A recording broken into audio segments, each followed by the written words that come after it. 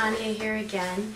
I'm here today to show you some fine-tuning to your brushing and flossing techniques that you do at home that can really help make a difference when you come in for your hygiene appointments.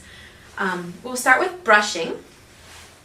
Here is a model that I'm going to use to demonstrate for you.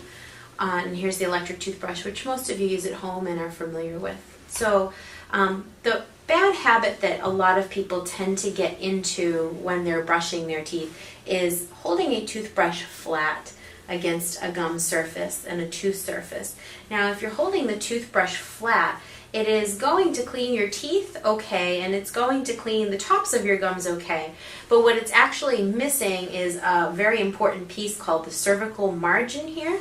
And the cervical margin is where a lot of people develop heavy plaque, and then when the plaque sits right near the gum line, you can develop cavities along the gum line, which are very difficult to fill, and they progress very rapidly.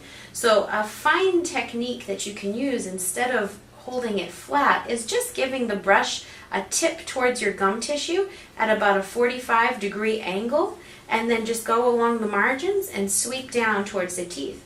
And the same thing with the bottom teeth. You're going to come in like this and just give it a 45-degree tip towards your gum line, and that's going to get right into that little pocket and right around the cervical margin, and then you're just going to sweep it up and clean your teeth.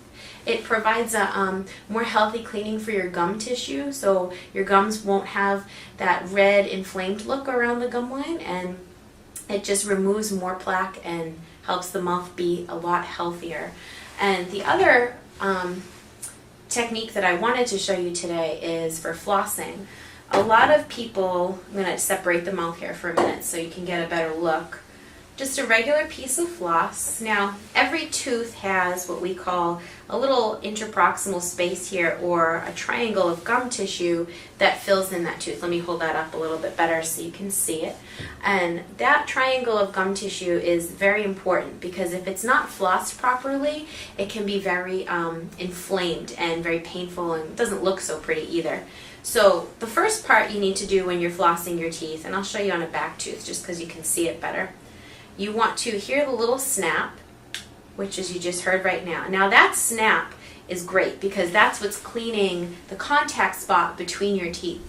But what happens is if you pull the floss out right after that snap, you're missing this, again, triangle of gum tissue. So when you go in, you want to hear the snap, and then you're going to come along one side of the tooth, sweep it up, and then come along the other side of the tooth. And then push it. You don't have to push hard, you actually just let it slide right into the gum, and then you can pull the floss out.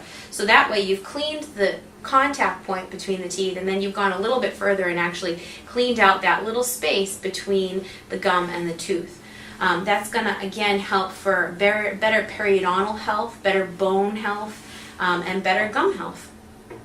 And it's called the wrapping technique because you saw me wrap it around the tooth, or the C-shaped technique because the floss is shaped and curved like the letter C around the base of the tooth.